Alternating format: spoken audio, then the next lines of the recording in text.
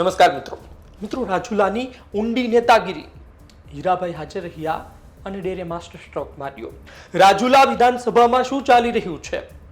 શું એક હોસ્પિટલ બનાવવાથી, છેવાડાના લોકોના સેવાના કામ કરવાથી, ગરીબ લોકોના કામ કરવાથી શું ફરક પડી શકે? અને ભૂતકાળમાં જેમણે કર્યું છે એમને શું પરિણામ મળ્યું છે? વિસ્તારથી વાત કરું તો રાજુલા વિધાનસભા છેલ્લા ઘણા સમયથી, ઘણા મહિનાઓથી, આમ તો અમરીશ ડેર ભાજપમાં આવ્યા ત્યારથી રાજુલા વિધાનસભા ખૂબ જ ચર્ચામાં છે।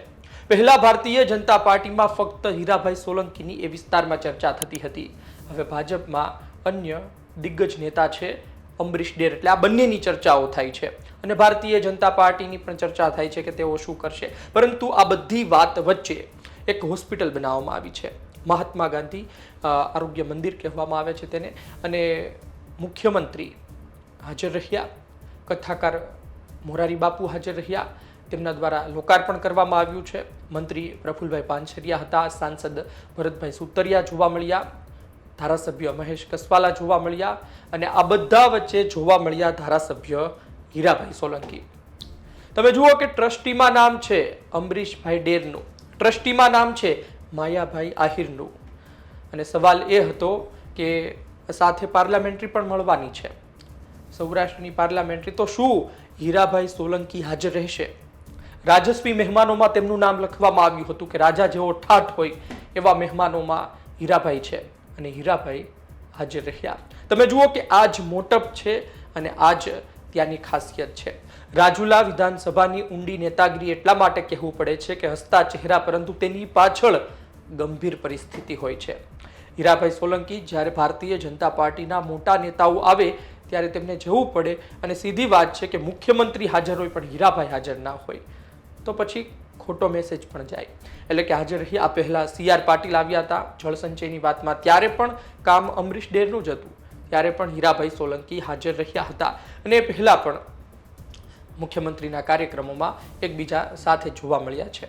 મારો કહેવાનો અર્થ એ છે કે હીરાભાઈ સોલંકીને કદાચ ખબર હોઈ શકે કે આ કામથી, હોસ્પિટલ બનાવવાથી અમરીશ ડેરની છબી મજબૂત થશે, પરંતુ આમ છતાં પણ તેમને હાજર રહેવું પડે, કારણ કે એ વિસ્તારના ધારાસભ્ય છે, આમંત્રણ પણ આપવામાં આવ્યું અને ભાજપના મોટા નેતાઓ આવે છે રાજ્યના, તો પછી આવવું પડે। તમે જુઓ કે આ પ્રકારની રાજનીતિ સારી પણ છે, સારા સમાજના નિર્માણ માટે અને એ વિસ્તારની સુખાકારી માટે આ પ્રકારની રાજનીતિ થવી જોઈએ। મોટા નેતાઓએ હોસ્પિટલ બાંધવા જોઈએ, મોટા નેતાઓએ લોકોને નિઃશુલ્ક સારવાર મળી રહે તેવા કામ કરવા જોઈએ, કારણ કે આજની તારીખે પણ એવો એક વર્ગ છે કે જે રોજનું કમાય છે અને રોજનું ખાય છે, એમની પાસે એટલી બચત નથી હોતી। આમ તમને એવું લાગશે કે આ શું વાત કરી રહ્યા છો, પણ આ રિયાલિટી છે। તમે ગામડાઓમાં ફરો, તમે એવા છેવાડાના વિસ્તારમાં જાઓ, તમને ખબર પડશે કે એટલી બચત હોતી જ નથી, ઉપરથી બીજા ખર્ચ ચાલતા હોય, ઉપરથી પાછા દેવું કર્યું હોય એના રૂપિયા દેવાના થતા હોય, એટલે આ બધા વચ્ચે જો મોટું દવાખાનું આવે, આપણે ત્યાં એવું કહે કે મોટી કોઈ ઈજા થાય અથવા તો એવો કોઈ રોગ આવી પહોંચે તો પરિવાર મુશ્કેલીમાં મુકાય।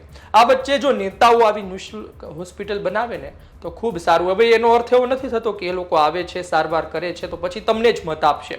આ કનુભાઈ કળસરિયા એમની નજીકનું જ તે કનુભાઈ કળસરિયા ખૂબ જ સારું કામ કરે, બોલો, પોતે ડોક્ટર પણ છે, અને એ વિસ્તારમાં એમના સારવારને લઈ, એમના હોસ્પિટલને લઈ ખૂબ ચર્ચાઓ થતી રહેતી હોય છે, દૂરથી લોકો આવે છે।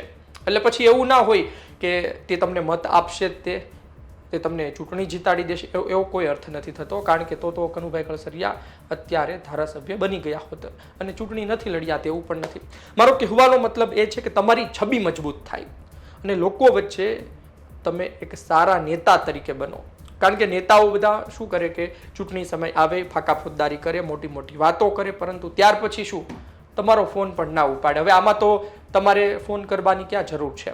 નિઃશુલ્ક સારવાર એમણે હોસ્પિટલ શરૂ કરી હોય, આખા ટ્રસ્ટે, એટલે એમાં ન તો અમરીશભાઈ ડેરની એકની વાત છે, ન તો માયાભાઈ આહિરની એકની વાત છે, તમામે સાથે મળીને, માયાભાઈએ જમીનનું દાન કર્યું, આ સાથે મદદ કરી, અમરીશભાઈ ડેર ટ્રસ્ટમાં રહ્યા સાથે, એટલે તમામ ટ્રસ્ટીઓએ જે કર્યું એમાં ત્યાં પહોંચીને તમારે સારવાર લેવાની છે, અને ત્યાં જે કર્મચારીઓ હાજર હશે તે તમારી સારવાર કરશે। એટલે કહેવાનો મતલબ એ છે કે તમે લોકો વચ્ચે એક મજબૂત સ્થાન પ્રાપ્ત કરો, લોકોના દિલમાં તમારું માન વધે કે ભાઈ આ કામ તેમણે સારું કર્યું।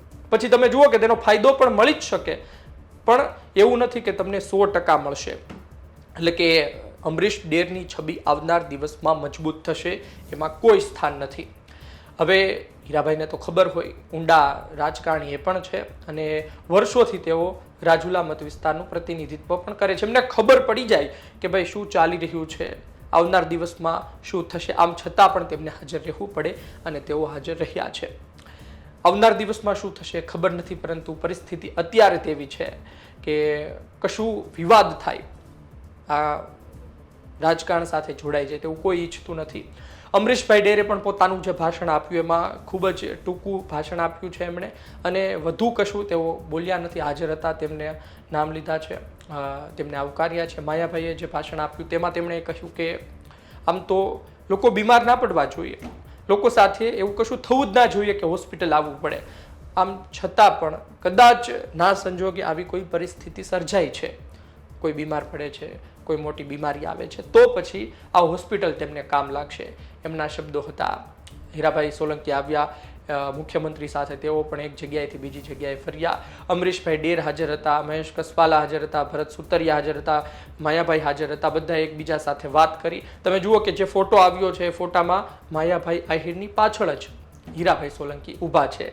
એ હીરાભાઈ સોલંકી કે જેમણે એક મોરચો માંડ્યો, તમામ ધારાસભ્યોને, કોળી સમાજના તમામ ધારાસભ્યોને લઈ આ મુખ્યમંત્રી પાસે ગયા હતા. અને ત્યારબાદ જે જયરાજભાઈ આહિર છે, માયાભાઈના દીકરા, એમને બીજા સમન્સ બાદ જેલ પણ જવું પડ્યું હતું. કહેવાનો મતલબ એ છે કે જૂના ગિલા શિકવા બધું ભૂલીને એક આમંત્રણ મળ્યું હોય અને હાજર રહેવાનું હોય એ પ્રકારના આપણને દ્રશ્યો જોવા મળ્યા છે. જોઈએ આવનાર દિવસમાં શું થાય છે. પરંતુ રાજુલાની ઊંડી નેતાગીરી, ફરી એક વખત કહી દઉં કે તમે આ દ્રશ્યો જુઓ, તમે આ સમાચાર સાંભળો, તમને લાગતું હશે કે કશું નથી. માહોલ શાંત થઈ ચૂક્યો છે. હવે તો ભારતીય જનતા પાર્ટીમાં કદાચ અમરીશભાઈ એવું કહે ના ના હીરાભાઈને ટિકિટ આપી દો, અને હીરાભાઈ કહે ના ના આ વખતે હવે મારે ટિકિટ નથી જોતી, હું ખૂબ ભાજપમાંથી લડ્યો, આ વખતે અમરીશભાઈને તક આપો. એવું પણ નથી હો.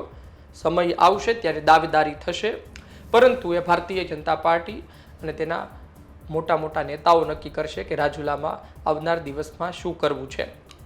CR પાટીલ જ્યારે આ પહેલા જળસંચયના કામને લઈને આવ્યા હતા રાજુલા, ત્યારે હીરાભાઈ પણ હાજર હતા. અને હીરાભાઈની હાજરીમાં તેમણે કહ્યું હતું કે 2022માં હીરાભાઈ બેઠક બદલવા માટે તૈયાર હતા. હીરાભાઈ બીજી બેઠકમાં જવા માટે તૈયાર હતા. અને અમરીશભાઈને છેલ્લા દિવસોમાં કહ્યું હતું કે આવી જાઓ તમે ભાજપમાં, પણ ટિકિટ કોંગ્રેસે આપી દીધી હતી. આ માટે તેમણે એ સમયે વંડી ના ટપી. અને પછી એમણે કહ્યું કે એ સમયે બસ જતી રહી હતી, મોકો ચૂકી ગયા હતા અમરીશભાઈને. હીરાભાઈએ પણ એ સમયે દરિયાદિલી બતાવી હતી, મોટું મન બતાવ્યું હતું. પણ વાત તો એ છે કે આજની તારીખે શું પરિસ્થિતિ છે. કદાચ 2017માં જે પરિણામ આવ્યું, હીરાભાઈ પોતે હારી ગયા હતા.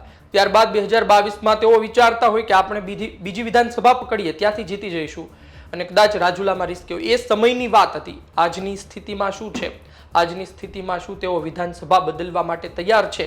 કદાચ હીરાભાઈ બદલે તો એ બીજી વિધાનસભાથી જીતી જાય. કારણ કે હમણાં ઉનામાં ગયા, કોડીનાર ગયા, તમે જુઓ જે રીતે એમનું સ્વાગત કરવામાં આવ્યું, જે રીતે લોકોએ એમને પ્રતિસાદ આપ્યો, અને એ જ પ્રકારે મહુવામાં પણ મળે છે, એ જ પ્રકારે અન્ય આજુબાજુની વિધાનસભામાં પણ એમને મળે. એટલે કે હીરાભાઈને મળે, એમના પરસોત્તમભાઈ સોલંકીના પરિવારને મળે. પણ કહેવાનો મતલબ એ છે કે એ અન્ય વિસ્તારથી જીતી શકે એવી શક્યતા છે, પરંતુ શું અમરીશભાઈ અન્ય વિધાનસભાથી જીતી શકે, આ પ્રશ્નાર્થ ચિહ્ન છે. એટલે કે આવનાર દિવસમાં શું થાય છે એ જોવું રહ્યું. એ વિસ્તારના લોકો માટે લાભ ને લાભ છે. કારણ કે તમે જુઓ કે કોઈ કેવું પણ રાજકારણ હોય, નેતાઓ વચ્ચે કેવો પણ ઝઘડો હોય, લોકોને ફાયદો થવો જોઈએ. એ વિસ્તારના લોકોને જો નિઃશુલ્ક સારવાર મળી રહે ને તો આ ઝઘડો પણ ચાલે, એમાં કશો વાંધો નથી. અને એકબીજાની સામે પ્રતિસ્પર્ધા કરતા હોય નેતાઓ, તેમાં કશો પણ વાંધો નથી. લોકોનો ફાયદો થવો જોઈએ ને એ લોકોનો ફાયદો થવા જઈ રહ્યો છે. આપનું શું કહેવું છે કોમેન્ટ બોક્સમાં લખજો. આપ શું વિચારો છો? અને જે અન્ય નેતાઓ હતા તેઓ હાજર નથી રહ્યા, એટલે કે સાથે પાર્લામેન્ટરી પણ હતી, આમ છતાં મુખ્યમંત્રી પણ હાજર રહ્યા છે. મુખ્યમંત્રી ત્યારબાદ જતા રહ્યા હતા. એક સમાચાર તેવા પણ બન્યા કે હવે જે કાફલો હતો મુખ્યમંત્રીનો, એ કાફલો પણ હવે ઘટી ગયો છે અને એની શરૂઆત પણ ત્યાંથી થઈ છે. આપનો અભિપ્રાય લખજો. આપ સમગ્ર સ્થિતિને લઈને શું વિચારો છો? રાજુલા વિધાનસભાને લઈ અમરીશ ડેર, માયાભાઈ આહિર અને ટ્રસ્ટમાં રહેલા તમામ ટ્રસ્ટીઓ, દાતાઓના કામને તમે કઈ રીતે જોઈ રહ્યા છો? અને સાથે હીરાભાઈએ જે હાજરી આપી, આ પહેલાં પણ હાજરી આપી, આ વખતે હાજર રહ્યા, ત્યાં નેતાઓ સાથે વાત કરી, ચર્ચા કરી, એ દ્રશ્યો જોઈ આપ શું વિચારો છો? ધન્યવાદ.